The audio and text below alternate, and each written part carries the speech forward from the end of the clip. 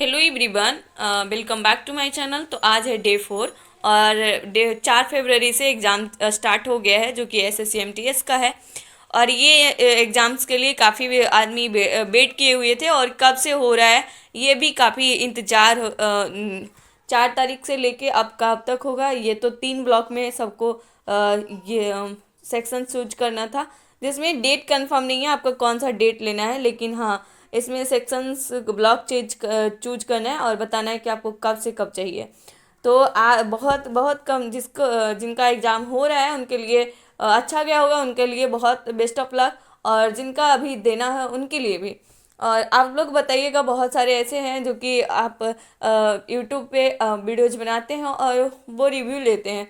तो वो सब हमने भी देखे हैं। और फर्स्ट और सेकंड थर्ड में फर्स्ट और सेकंड सेशन जो शिफ्ट होता है उसमें ऐसे बच्चे थे कि बहुत कम मतलब कि नाम मात्र का बच्चा, कि शायद बच्चा ना हो। तो ये ऐसे कोई नहीं चूज किया है इसको, किया होगा तो बहुत कम स्टूडेंट किया है ऐसा बताया जा रहा था।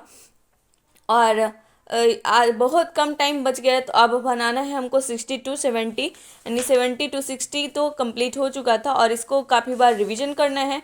और रिवीजन में हमने क्या पढ़े, कैसे पढ़े, इसको पूरे दिन रीजनिंग जो है वो जीके है उसको रिवीजन किए हैं। और आप देख सकते हैं सबसे ज़्यादा जो टफ मिलता है या फिर कुछ भी, तो वो है आपका पैसेज। इंग्लिश वाला की बात किया जाए तो इसमें पैसेज है और इसमें एक 141 है। आप देख सकते हैं कि जैसे प्रीवियस ईयर किया जाता है तो थोड़ा बहुत आपको लगेगा कि सिमिलर है और आप वहाँ मतलब कि जो होता है ना डर, वो थोड़ा कम होता है। तो अब हमारे पास सिर्फ बच रहा है 11 दिन।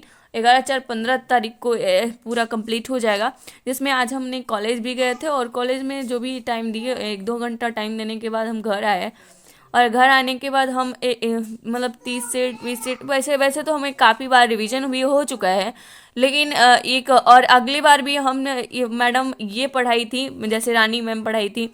प्रीपोजिशन है, आर्टिकल है, जीरेंड है, कभी कभी ये भी आ जाता है, कभी कभी part participle, present participle, past participle, ये सब भी आ जाता है। तो इसको कैसे हम इसको कंप्लीट किए बताते हैं।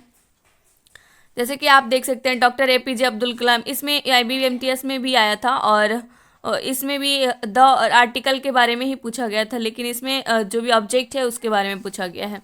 Doctor APJ Abdul Kalam was a great man with A high level intellect, यानी डॉक्टर APJ अब्दुल कलाम जो थे बहुत महान व्यक्ति थे और साथ ही उनका जो बुद्धिमान बुद्धित्व में है, जो बुद्धिमान जो थे वो भी हाई लेवल के थे। तो ये चीज़ था। आप देख सकते हैं इसमें इंटेलिजेंट, ह्यूमर, बाइज बोर्डोम, क्लीवर, फैट के चतुर, थकान भी है, लेकिन ऐसा कुछ नहीं है। इसमें इंटेलेक्ट करना है, अगर नहीं आता है तो आप फंस भी सकते हैं। और आप देख सकते हैं जब आप सिस्टम पे ये वाला जो क्वेश्चंस है, जब सिस्टम पे क्वेश्चंस जो आते हैं आपको देख सकते हैं वर्ड तो एक चूज चूज करना है, लेकिन उस उनको ऐसा नहीं करना है, मतलब कि जो चेयरमैन होते हैं या फिर क्वेश्चन जो सेट करते हैं उनको ऐसा नहीं देना है, बस ऐसे लंजड़ में देना है कि बहुत कुछ। यहाँ देख सकते हैं द फोर्स। और इस सिस्टम को चलाते वक्त क्या होता है कि फोर्स को देखने के लिए 4 ऑप्शन को देखना पड़ेगा और 4 ऑप्शन को एक ही बार लाना पॉसिबल होता नहीं है, थोड़ा नीचे थोड़ा ऊपर करना पड़ता है। तो माउस को हमेशा चलाते रहिए और आप अपना दिमाग, और इसमें कुछ लगाना नहीं है। आप देख सकते हैं इसमें फोर्स, FORCE फोर्स, और इसमें भी फोर्स है, इसमें भी फोर्स है और इसमें भी फोर्स है। तो फोर्स यहाँ तो गलत है बिल्कुल, ये तो पहले चला गया, खत्म हो गया। अब बचा 3 ऑप्शन, तो 3 ऑप्शन इसमें करेक्ट स्पेलिंग एरर करना था और इसमें था जनरेट करना। और आप देख सकते हैं ये जनरेट RATE होगा, तो RETA लिखा है तो ये भी गलत।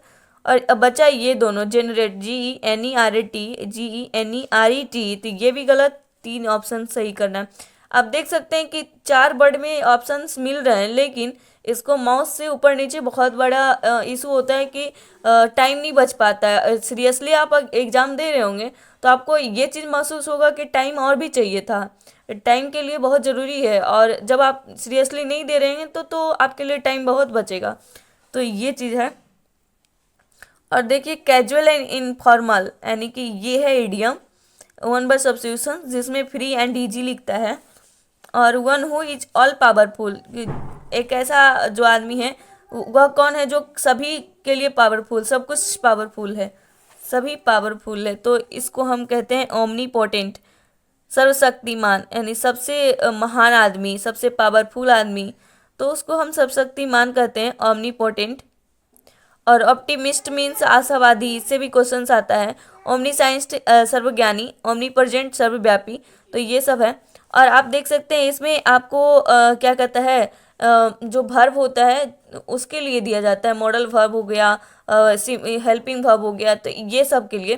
तो एक्जली ऑक्जिलरी वर्ब ये है, तो इसके इससे भी क्वेश्चंस आते हैं। तो यहाँ इसी के बारे में इज ऑनिंग नहीं होगा, ऑन्स होगा, क्योंकि Ramesh is ऑनिंग a beautiful house in Noida, कहता है रमेश का एक ब्यूटीफुल घर है नोएडा में, है मतलब ऑन्स, इसमें कोई रहा है ऐसा वाला बात नहीं है अभी भी प्रेजेंट है, पहले भी था और हमेशा रहेगा, तो ये ऑन्स है।